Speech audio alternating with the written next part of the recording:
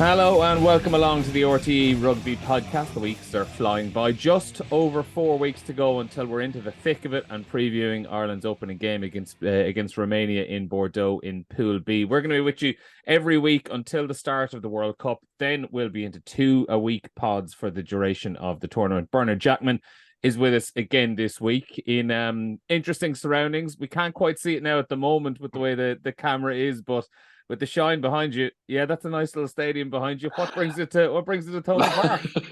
Unfortunately, I'm not down here for a match. I'm down here taxi service to collect my son, who's in a language college in a place called Villiers. And he's getting out this morning at 10 o'clock. So, so we're the worst parents in the world, sending them to language college twice during the summer. But it'll be good for him. And I'm just bringing him home, and I didn't want to do it from the car, so I said I'll chance my arm. A quiet priest never got a rich parish, and called up to Thomond Park, and in fairness, they were lovely and put me into box number 12. So it's much nicer than my normal surroundings. These are the connections, Mick, that you have to make around the country now. Every ground you're stopping by, you can just pull in and just use the bathroom or something if you want, whatever you need. How are you getting on anyway, Mick? It's been a while since we had you on. Are you still officially in retirement, or have Clontarf roped you out for another season? No, officially in retirement. Yeah, I'm coming to you from Fortress Saluplast here. So in the boardroom with the family business, not quite as stunning, but pretty good all the same. Well, look, the season hasn't even started yet. I'm sure a few months in there'll be a few calls made, and we'll get you roped back out for a few more games. Guys, we'll start straight in with the main news of the week, and it's the injury news around Jack Conan. So as people know by now, picked up the foot injury against Italy on Saturday evening. He stayed behind while the rest of the Ireland camp have gone to Portugal. Here's a little snippet of what Simon Easterby had to say when he was asked about it yesterday. He says, "We'll find out next week. We're still waiting on an assessment, and we decided it was probably best for him to stay back in Dublin and rehab, and then we'll get a better indication on how he is when we arrive back into camp next week." So Easterby was asked further about it then later on in the press conference about whether Conan would be a worry or a doubt for the World Cup. And I suppose the relieving news is he said, no, genuinely not. Jack has in the past had troubles with his foot, but this is nothing like it was back in 2019. He was pretty bullish around the injury from everything we've been hearing, and we haven't had full feedback yet. Everything we're hearing is that it's what he says, a positive injury as opposed to a really negative one. All in all, Birch, it's all very vague, but it does seem like it's positive enough news, and it doesn't seem like to be something that's going to be hanging around the Ireland camp for the next 5 weeks or so. No, look, it's quite early in terms of getting an injury like that. A couple of weeks I think would sort it out. I think it makes sense to leave him back. Obviously, it was a late kickoff Saturday night. Get the MRI scans, get them read, and if there was any need to go to see a specialist, it's a lot easier to do it from Dublin. And while they have phenomenal facilities in Quintalago, in the campus, etc.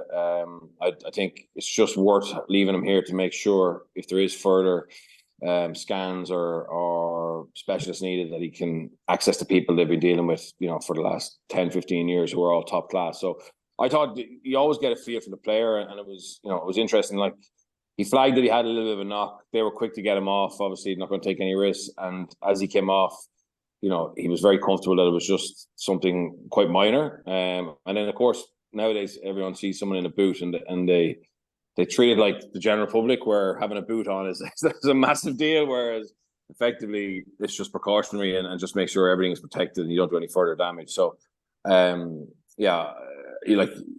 generally when there's serious injuries, straight away, the player knows and the staff know. And I think this is just something that will heal quite quickly, to be honest. And he may end up towards the end of the week going down to Portugal and just catching up with everyone else. But it's a lot better to leave him here rather than send him down and then bring him back again. So I can understand why there's been a bit of speculation about it, but I think it's all okay. Yeah, and Mick, there is just something about those warm-up games where as soon as someone goes down, and I think it's just because we've seen so many bad injuries in the past, where as soon as Conan started walking down the sideline and down towards the tunnel, there was nearly this hush around the Aviva Stadium. But like, the flip side of it is, he didn't even appear to be limping. He kind of walked down fairly quickly. There wasn't much fuss around it. It was in and out really all the same.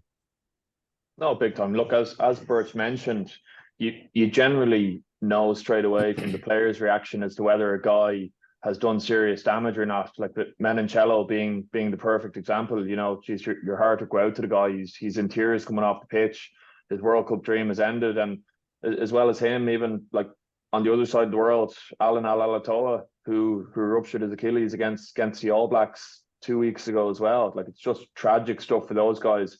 But I don't think there's anything to worry about with Jack. There is the fear from the general public of seeing him in a boot on the sideline, but as Birch mentioned there, it's a case that it's just pure precaution.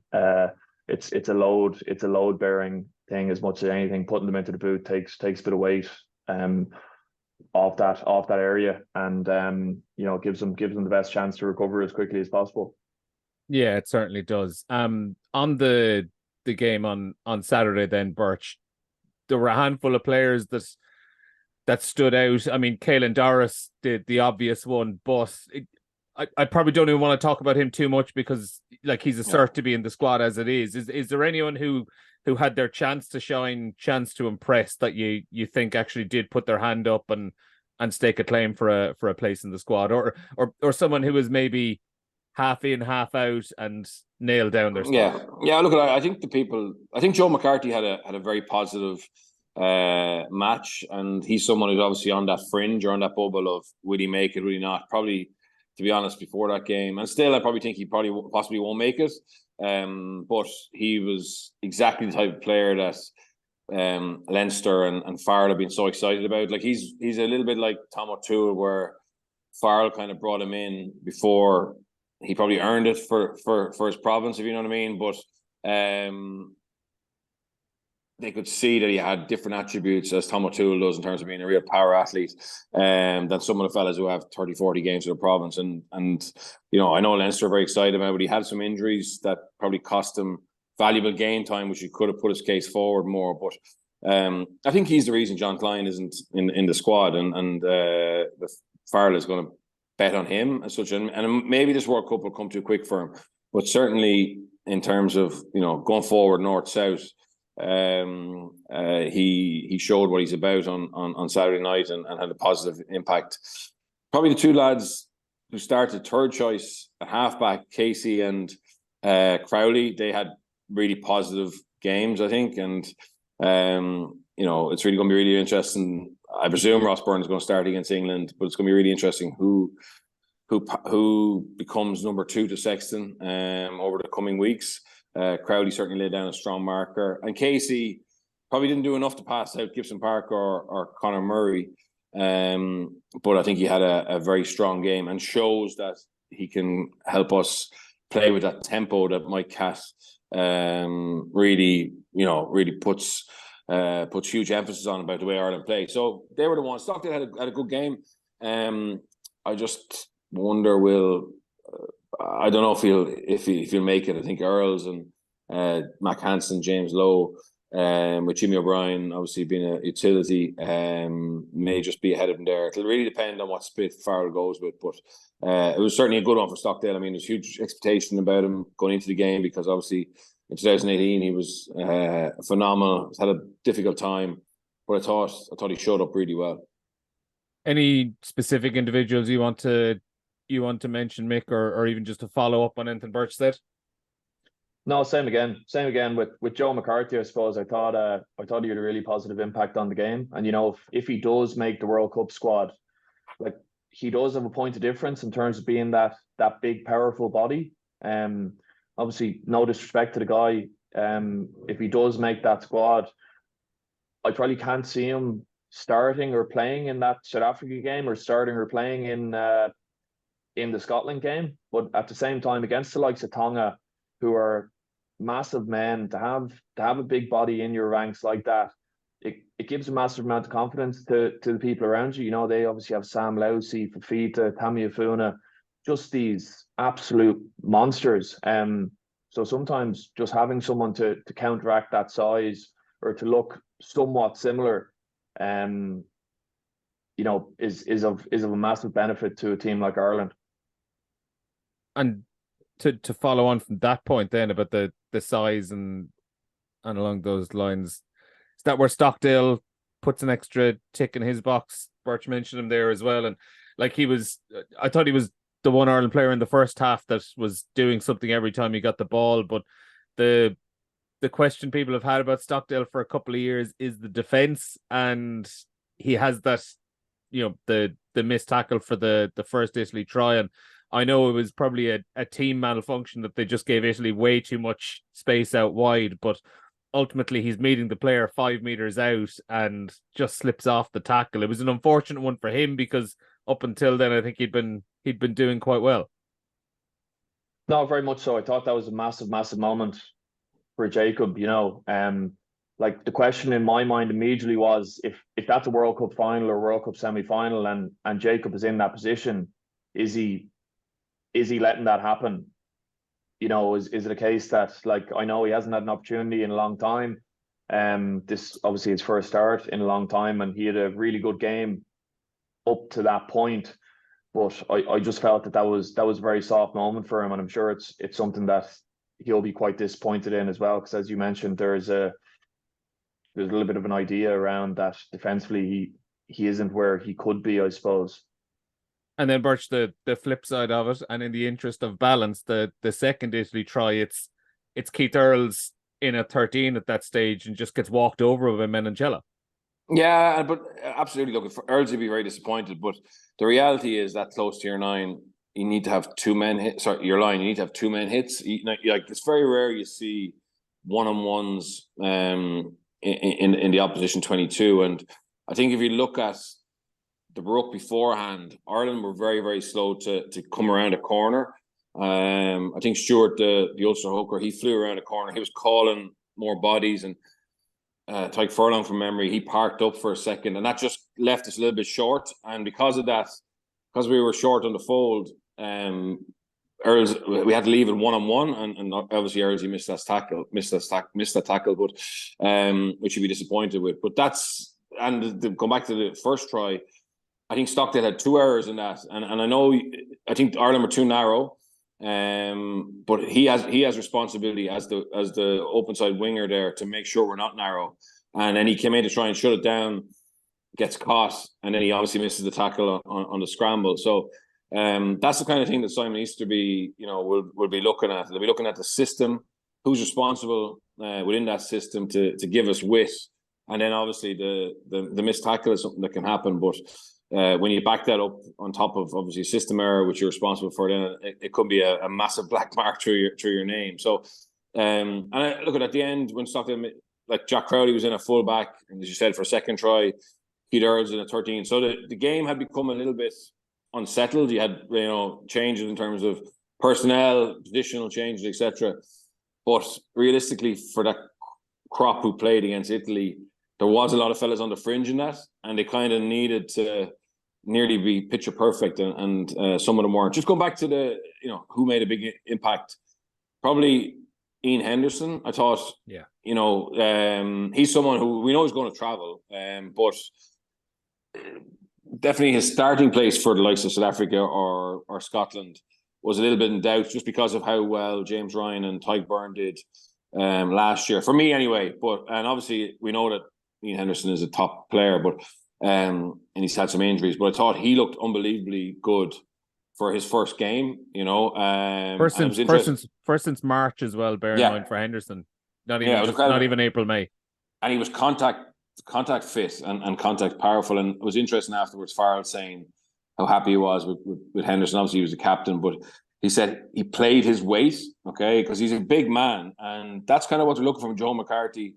Is to play his weight. But it was interesting, like, it's probably if Ian Henderson is at his best, I don't think you need to bring Joe McCarthy, to be fair, because he gives you that, along with an incredible amount of experience as well that Joe obviously doesn't have yet. So I thought probably he's the one that Farrell will be most happy with. We know Caelan Doris is world class. We know Jack Conan, is capable of great things, etc. Robbie Henshaw had a quiet game, but there's no doubt about him. But it was probably Ian Henderson is the one that went away with it with a lot of credit, and is someone who could be a big player for us in those big games. Yeah, Mick, and to follow on from that, like as Birch said, it wasn't as if Henderson was really in any doubt of missing out on the wider squad. But what it does do is just reinforce the depth that Ireland have now at second row, where you've James Ryan, who has arguably had his best season over the last 12 months. You've Tyg Byrne, who again is brilliant, came off the bench on Friday, made a brilliant jackal steal as well. And then Henderson, who's had a really tough couple of years with injuries, but based on last weekend, has come into this World Cup block absolutely firing. No, definitely. And I'm actually delighted for Hendy personally to see him go so well in that game. In my mind, it's off the back of him actually getting a proper preseason under his belt. You know, as was mentioned, over the last number of years, he's had some tough times with injury, and you know, I don't think he's been able to fully take part in those preseasons over the last number of years. So to see him go out there tonight, have massive responsibility in the game in terms of obviously being the captain. Then on top of that, he's calling the lineouts, and then you know, put that performance together around the park. It was brilliant to see, and hopefully there's more to come from him over the next few weeks.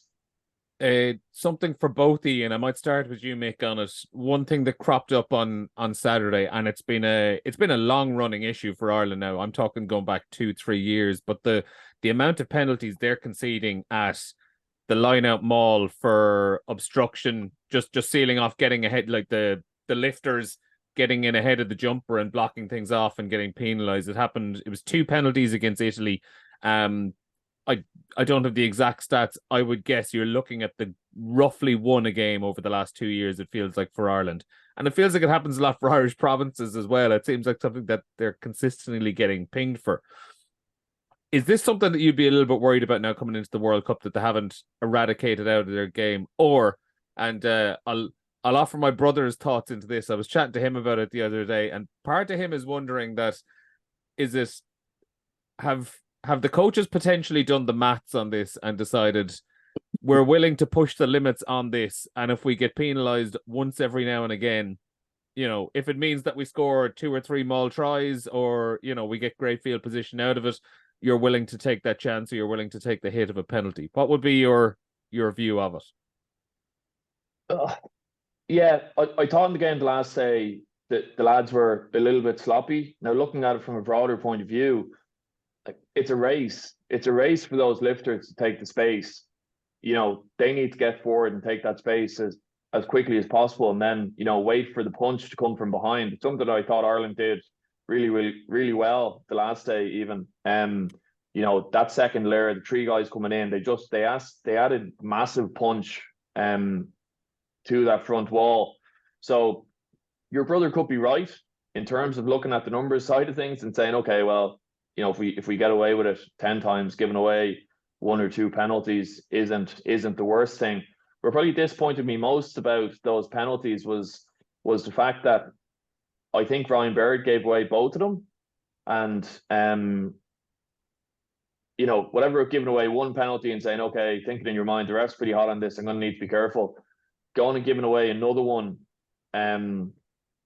is something that I'd imagine Paul O'Connell and the Ireland coaching staff weren't massively pleased with. Particularly the second one, it was in a really good position to have a crack off from a mauling point of view. But the way teams are defending the maul at the moment, you know, they have kind of a wall of 4, like really low on the hips, coming against the front wall. So if you don't get forward and down there as a lifter, you get high, it can just mess up the whole arrangement. You're just not going to go forward at all. And then there's issues of refs being hot on the 9 coming in to move the ball, and the hooker having to break out, like Bougaried had to do a couple of times with France the last day against Scotland, who defended really well from a mauling point of view. So that'd be my kind of opinion on it. I don't know if I agree with your brother. I wouldn't be surprised if they had done that. But I understand the importance of getting forward there. I'm throwing my brother Birch under the bus because I don't want to take the heat for the opinion itself, but I just want to put it out there, you know. What's your take on the whole thing? I think they'll be frustrated. I think they want to get that protection to the catcher as quickly as possible. But I mean, it's okay against Italy. You know, you're going to get another opportunity. But realistically, looking at knockout stages, looking at South Africa, Scotland. If you make that decision to go to the corner, the last thing you want to do is let them off the hook. And Ireland are very good. Even if Ireland don't get that maul like dominance and go forward, they have a variety of breakout plays. They'll go into their pick and go game. The conversion rate in the 22 is very strong. So I think it's a rude awakening to O'Connell. It's something referees are obviously very conscious of Irish teams being on the edge of the law or over the edge of the law on. And I'd say as individuals now will be spending a huge amount of time making sure that they're better there. They're better there. I remember O'Connell, in his first season as forwards coach, when he had this little trick where they used to actually pull the opposition backlifter into that space quite quickly. And obviously then they'd highlight the referee. So it's very obvious. So instead of actually hitting it early, they just pull him in and then hit it, but win the penalty. Like the worst thing you can do is give away a penalty there and give them an easy exit. So that's one of the areas I think Ireland will be examined. I don't think you can afford. I think you have to play on the edge, but you can't, and you will give away the odd penalty. But at the moment, over the last year, we've been caught far too often there. And to run it back to something you mentioned earlier when we were talking about Jacob Stockdale and that tackle, if there's 5 minutes to go in a game against South Africa and you've got one shot at this maul in the corner and you give away that penalty, that's when it becomes absolutely criminal.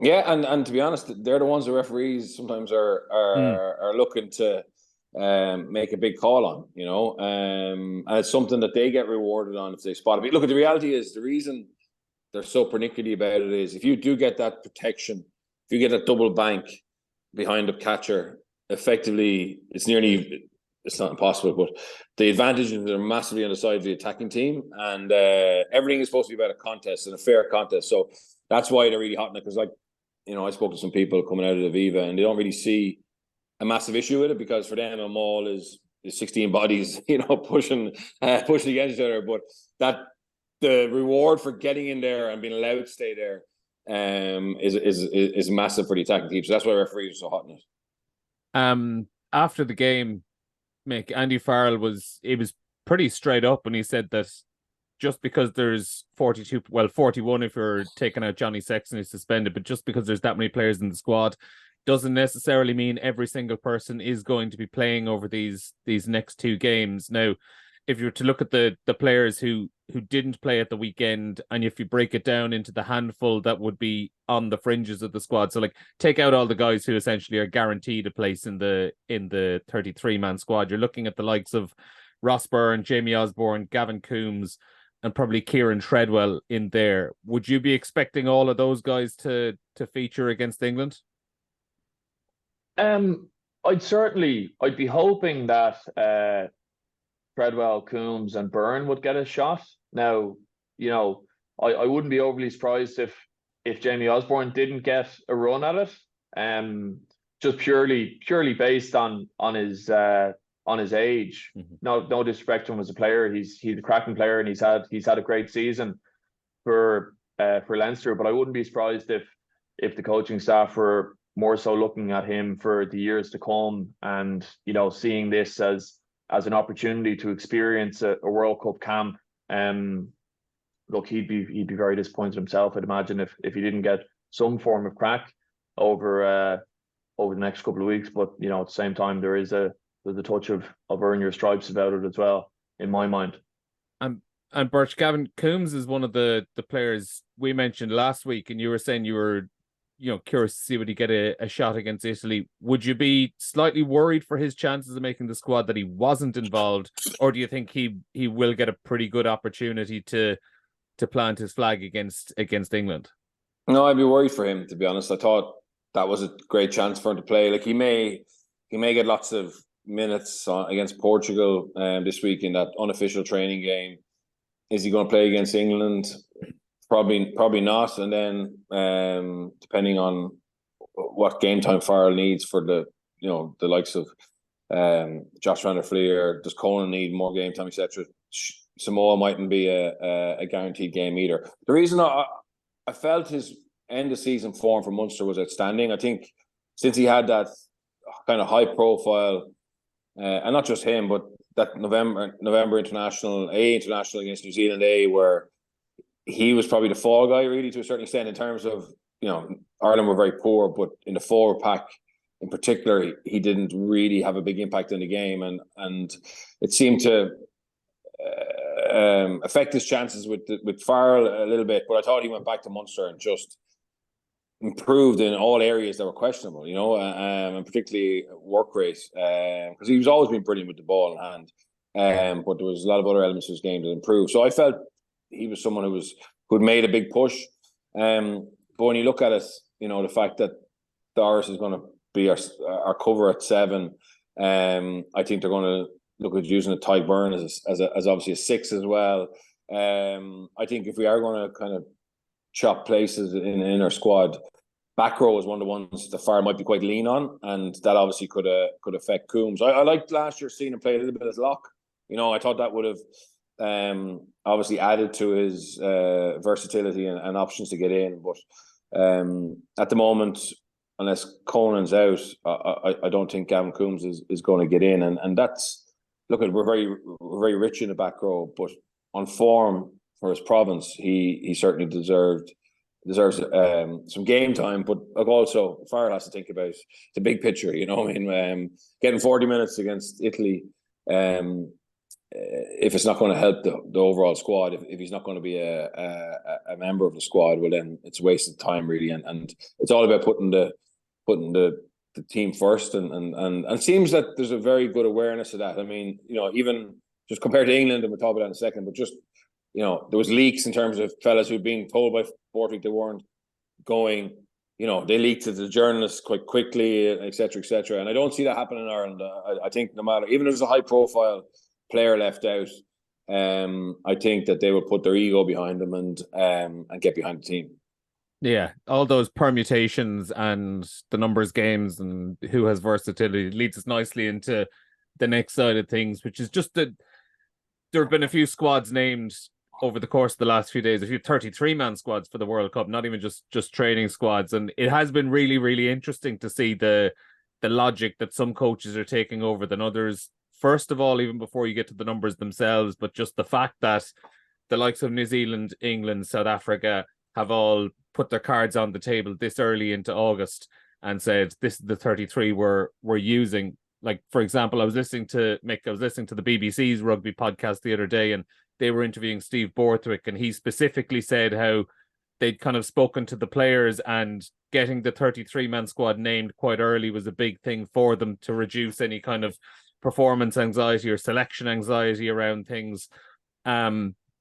Whereas on the Irish side of things, we're playing 3 warm-up games, and after those, end of August, probably 10 days or so before the tournament starts, that's when the 33-man squad is going to be there. So from the Irish side of things, you're driving competition, you're making sure everybody's at their best, but you're also obviously taking a little bit of a risk that people are worried about selection. How do you put yourself back into a player's shoes? How do you feel about that? Which do you think you would prefer? Yeah, look, I think there's pros and cons to both.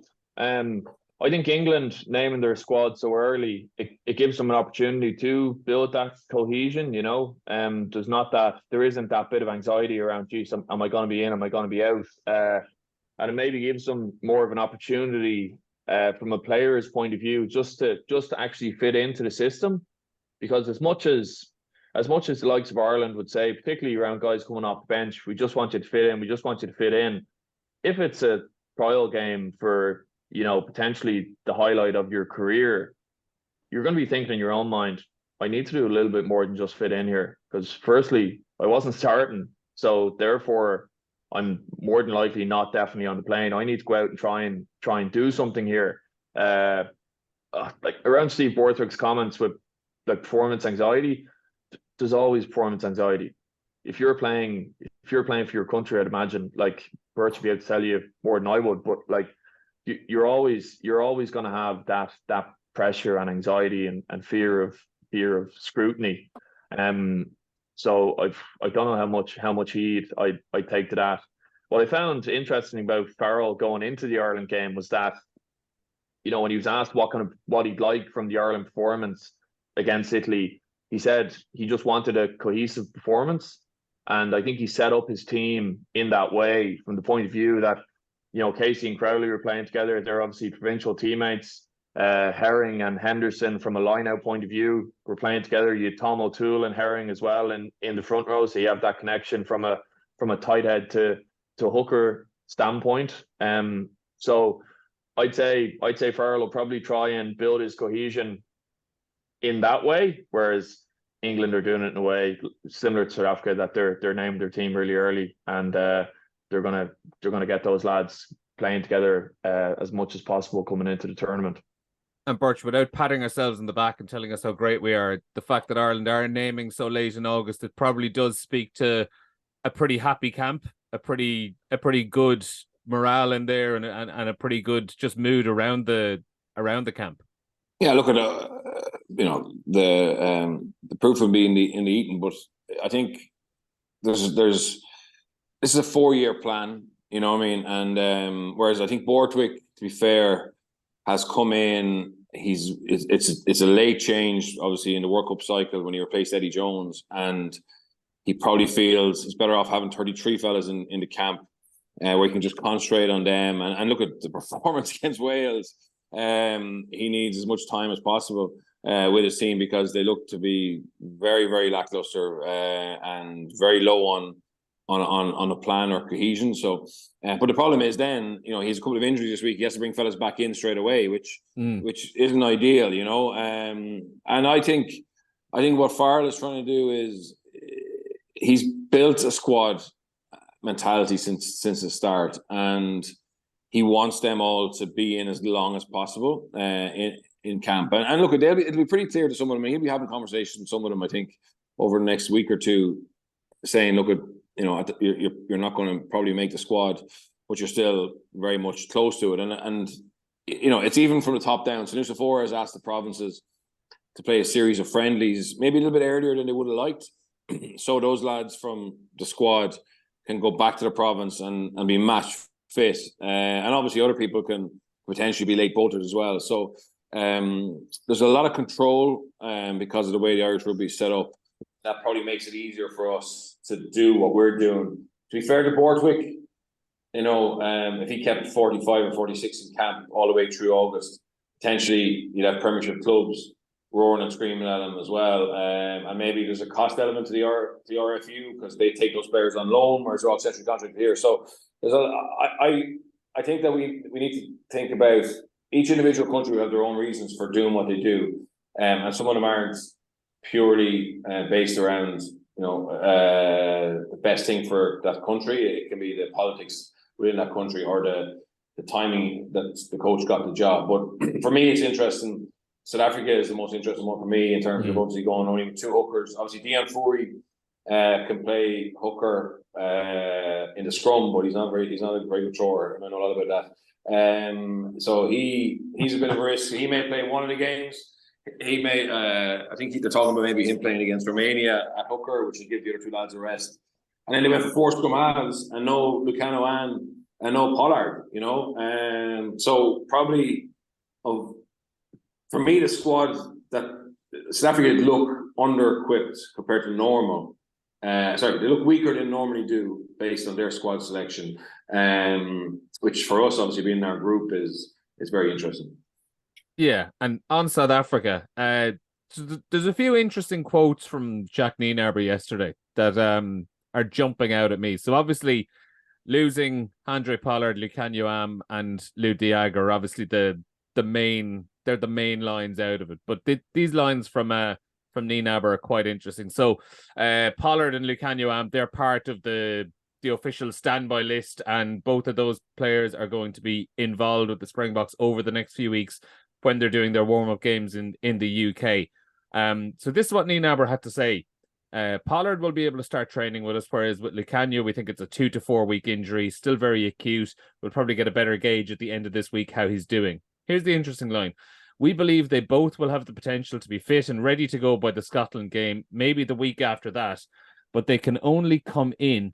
They can only come into the World Cup squad if there's an injury or if a player does something to deselect himself. Now, when he has picked a squad with that many back rows and that many scrum halves. I really am curious to know what is the threshold for deselecting himself. Yeah, to be honest, I actually didn't look this up because I thought you had to be injured. But no, I think the official squad list, as far as I know, does not have to be into World Rugby until a much later date. Oh yeah, absolutely. Sorry, absolutely. But yeah, absolutely. But I presume this was a group, barring injury, that were going to go to the World Cup at the start, and obviously if you have 4 nines and Andre Pollard is fit, you know, you would love to be able to swap one of your 4 choice 9 for him. Like I think he is absolutely crucial for South Africa's chances of winning the World Cup. But sorry, yeah, I didn't know you could just deselect somebody, to be honest. And obviously you could claim they have an injury. But it was interesting that he said deselect. You know what I mean? And look, you can still change that World Cup squad. Like obviously there will be changes to England, there will be changes to South Africa more than likely because of an injury. But and of course you're going to have players on standby and training with a squad as long as you can, particularly players of the quality of De Jager, Pollard and Am. But it was very interesting. I need to check the law, the rules on that. Obviously with injury it's very hard to prove that someone is or isn't injured. But I didn't know that you would send someone home for lack of form and change him and bring in a top end player to replace him. Well, I think it's more over the over the next few weeks across the warm up games. I would say is where the deselect word is relevant. Well, then what's the point? What's the point in naming it then? I saw the fanfare. They did a massive rigmarole around announcing it. So if you're one of those players, you kind of hope that means you're going to the World Cup. You know what I mean? But look, maybe deselection is around discipline or off field stuff. But it'd be very harsh to get dropped for a poor performance now, having been announced as being a World Cup member. But look, they're the champions. And the reality is, everybody is trying different ways of preparing a team, and whoever wins the World Cup, there's a documentary about chasing the sun or whatever it was, and everything in that was being used around clubs for the last 4 years as the way to success. So maybe this deselection is the way forward. Yeah, I think it's just it's part of being Irish and used to GA championships where you just become wary of any team selections until the players are out on the pitch. Mick, on some of we mentioned the amount of back rows they have. So there's six official back row forwards, and then throw in Franco Mostert, who plays most of his rugby for South Africa, probably in the back row, and Dion Fury as well, who as Birch said, can play hooker, but he's a back row and a half. He's a back row playing hooker rather than a hooker playing back row these days. Potentially there you've got 8 back rows.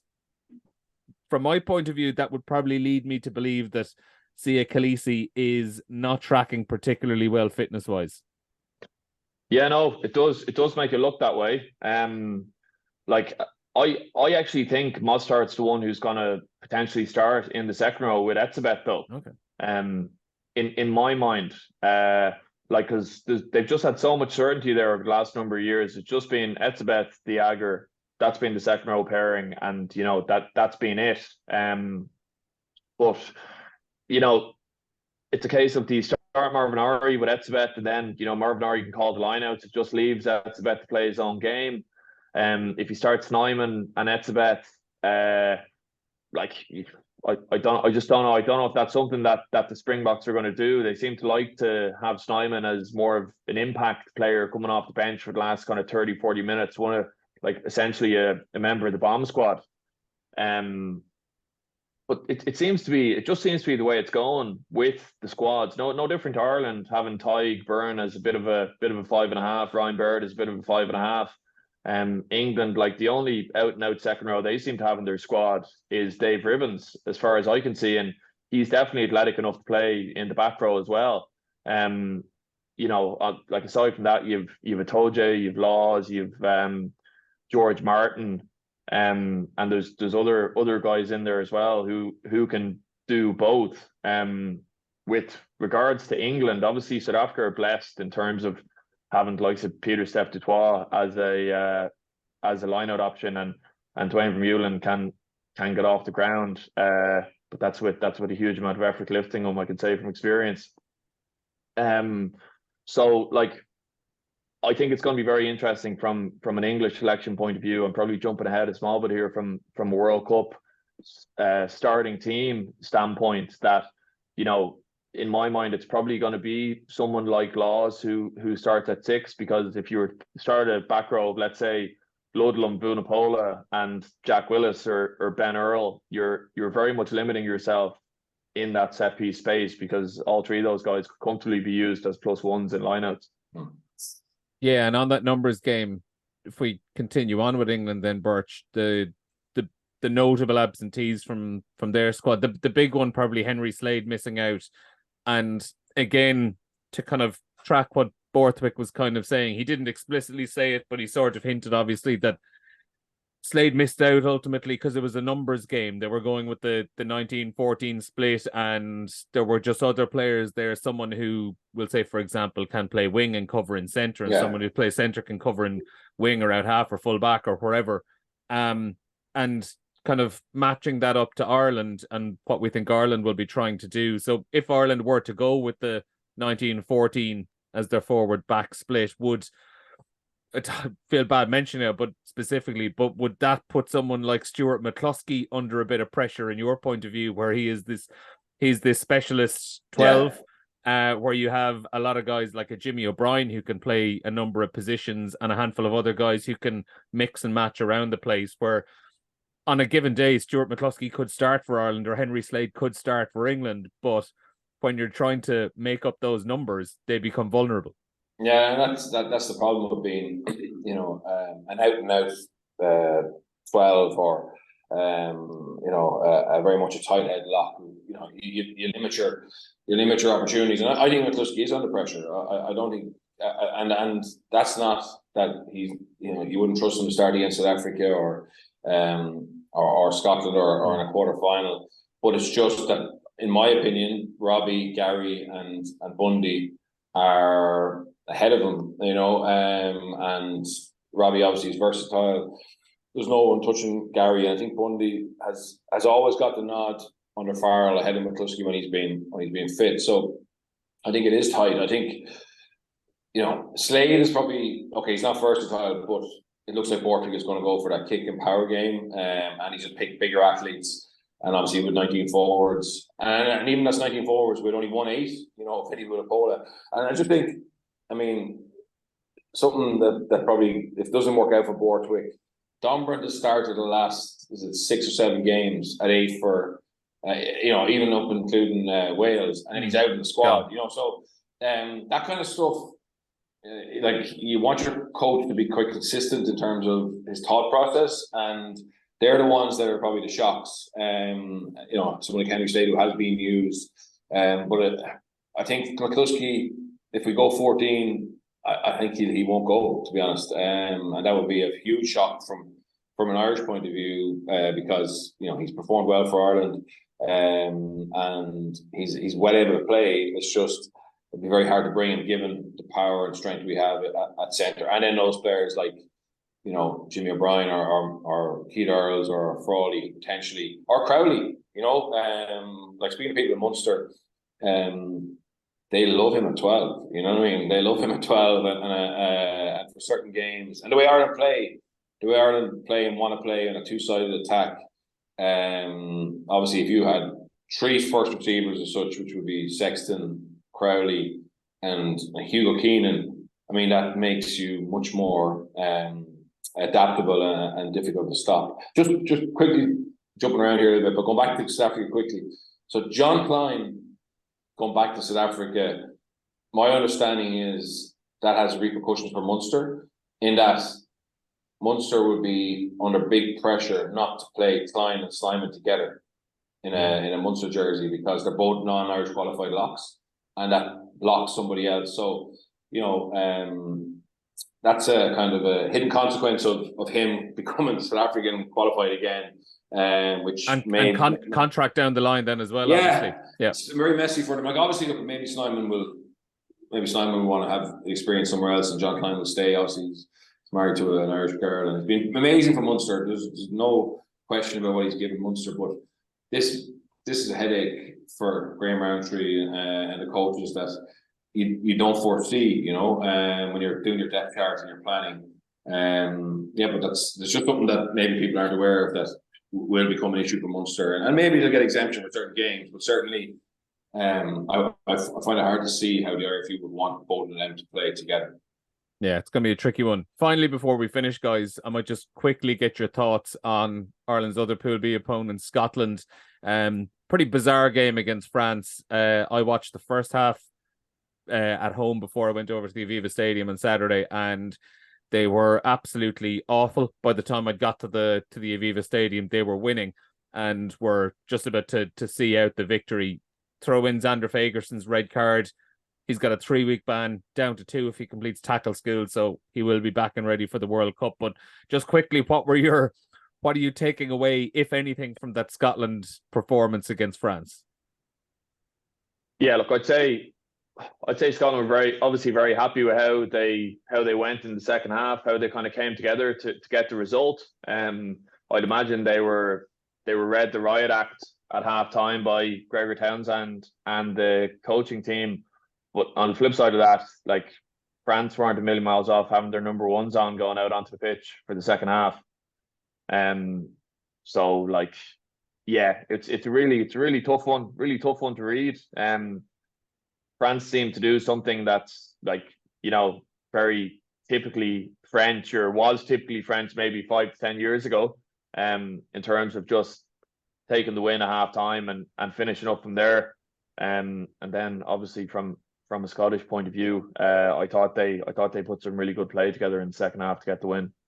Finally, Bert, you reading much into that result, performance, anything from those 80 minutes? Yeah, no, look, they'll get confidence from it, and they are a dangerous side, but I think we've always been able to find a way to quash that belief that they can build, and I don't think they've done anything over the last 2 weeks against Italy and France that will really, really worry us. We know it's going to be tough games. They're a tier 1 test team, but I think we still have the tools to beat them. Very good. So we'll be back on the RTÉ Rugby podcast next week, looking ahead to Ireland's game against England on Saturday the 19th. That'll be live on RT2 and RT Player. Until then, Bernard, thanks a million for joining us, and enjoy the rest of your day in Limerick. Mick, thanks as always as well. Thanks, guys. Cheers, guys. Good luck.